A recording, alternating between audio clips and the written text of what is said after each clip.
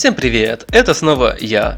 И я, конечно, извиняюсь, но кажется произошел троллинг, и вместо того, чтобы кликнуть на видео «Зверя не должно быть в Horrorfield», вы попали на обычный летсплей по Horrorfield. Ты попался на кликбейт.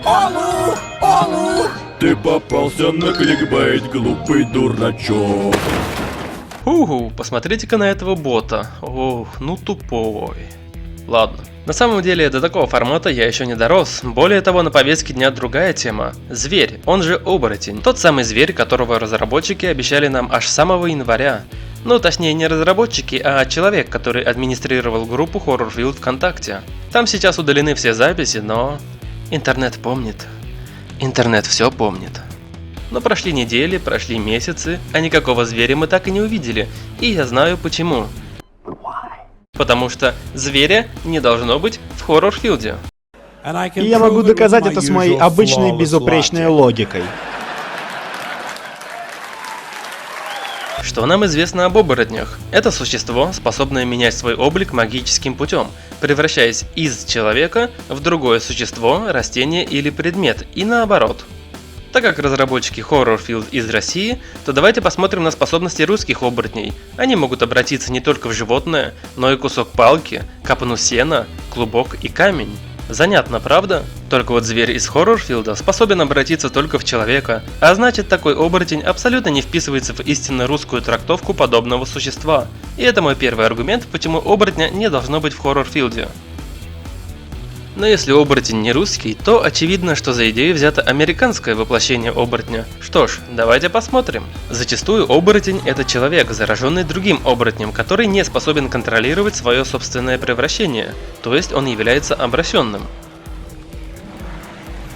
Трансформация в зверя происходит в силу полнолуния, и в это время оборотень себя не может никак контролировать. Он становится безумным бешеным чудовищем, которое жаждет лишь плоти и крови людей. И вы хотите сказать, что лохматая зубастая зверина будет сбивать людей с ног и сажать их в клетки?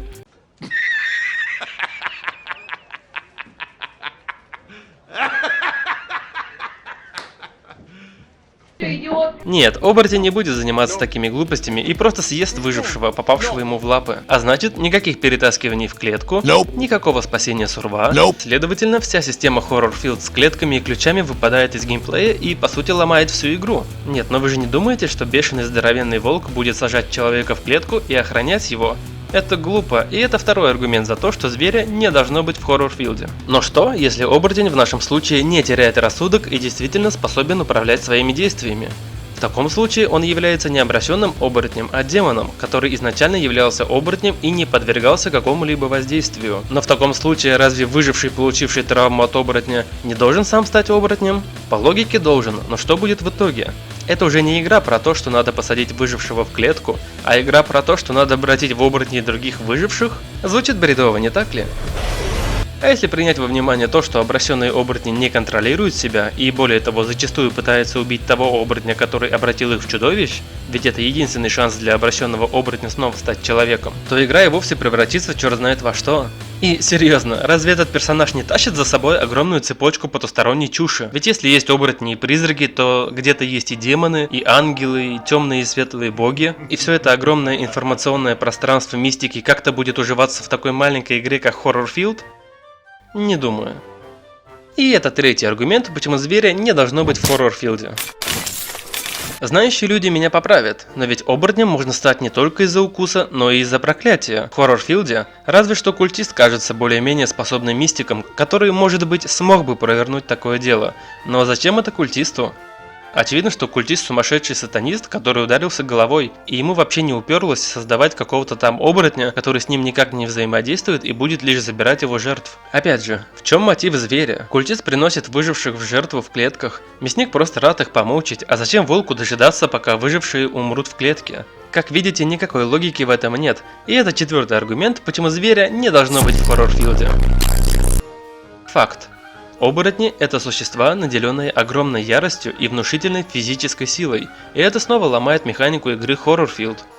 Пока мясник и культист вынуждены долбиться в двери, существо, наделенное огромной силой, просто выломает их и быстро догонит выжившего, что делает двери бесполезными против зверя и вводит огромный дисбаланс в игру. Или вы серьезно думаете, что огромный зверь будет стучаться в дверь своими лапками, как какой-то жирный лох, например? Точно нет. Более того, в способностях зверя указано, что он может совершить прыжок, а значит, он может с таким же успехом прыгнуть в окно, минуя дверь, и поймать сурва без особых усилий? И это, по-вашему, баланс? Нет, это пятый аргумент, почему зверя не должно быть в хоррор-филде. Кстати, об умениях. Зверю не страшны обычные пули и обычное оружие, и это логично, ведь оборотни боятся серебра. Но давайте представим, что оборотень уже есть в игре. И что делать против него, если вы не прокачали серебряные пули и у вас, например, есть с собой гранаты и мачете? Следуя информации из умений зверя, ни гранаты, ни мачете вреда ему не причинят, а поменять персонажа или предметы, не покидая игровое лобби, нельзя. Так что игрокам, попавшим в матч со зверем, придется быстро выходить из лобби или из матча и менять вещи в инвентаре. Но при этом далеко не факт, что в новом лобби им снова попадется зверь. И без каких-то существенных изменений в лобби перед матчем это будет просто неразбериха, приносящая игрокам лишние удобства. И это шестой аргумент, почему зверя не должно быть в хоррор-филде. Кроме того, получается, что без Чарли справиться с оборотнем никому не удастся. А как я уже доказал в одном из роликов про Чарли, это такой же нелогичный, неприятный и ненужный персонаж, с которым тоже все не очень гладко. Если в игре появится зверь, то игра заставит игроков покупать и прокачивать Чарли, иначе никакого шанса против зверя нет. А как мы помним из моего ролика, Чарли это... Усики. Пришел служить, а на самом деле делает все из рук вон плохо.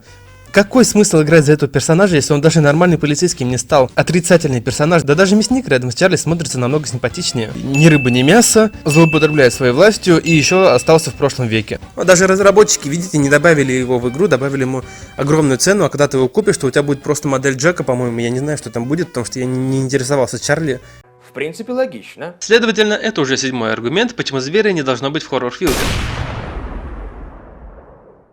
В информации зверя мы видим упоминание, что его раса – это жестокие кровожадные убийцы. Жестокие кровожадные убийцы, которые сажают людей в клетку и бегают вокруг них, лол. Опять же, разногласия, которые не вписываются в игру. И как это он не имеет слабости, если в игре есть способ ему навредить? Выходит, что слабости у него все-таки есть? Логично. А если у сурвов есть возможность по рации вызвать полицию, то что, все полицейские сразу приедут с серебряными пулями, потому что внезапно существование оборотней известно всем и каждому? И почему одно из умений зверя это аж целая новая локация?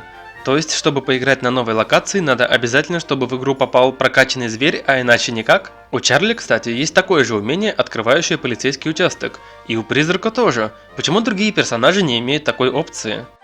Я уже даже не буду вести подсчет всем этим вопросам и аргументам, которые создает само наличие зверя в игре. По-моему, всем очевидно, что зверь это просто плагиат оборотня из игры Werewolf Tucson.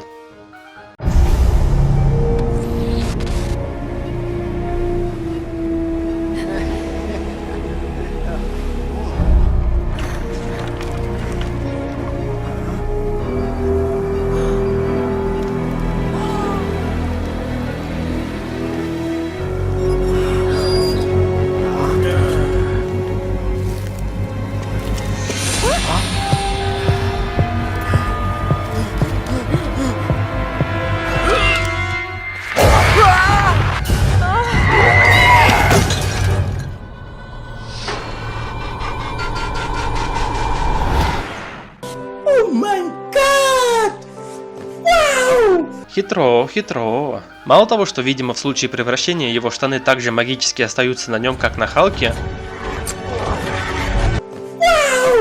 Ну что же, я в очередной раз смог всем доказать своей блестящей логикой, что такого персонажа, как Зверь, не должно быть в хоррор-филде. Как минимум в той версии игры, что мы имеем сейчас на руках. Но я очень сомневаюсь, что даже в какой-то измененной версии Зверь сможет органично вписаться в геймплей при всех указанных мною доводах. А это значит...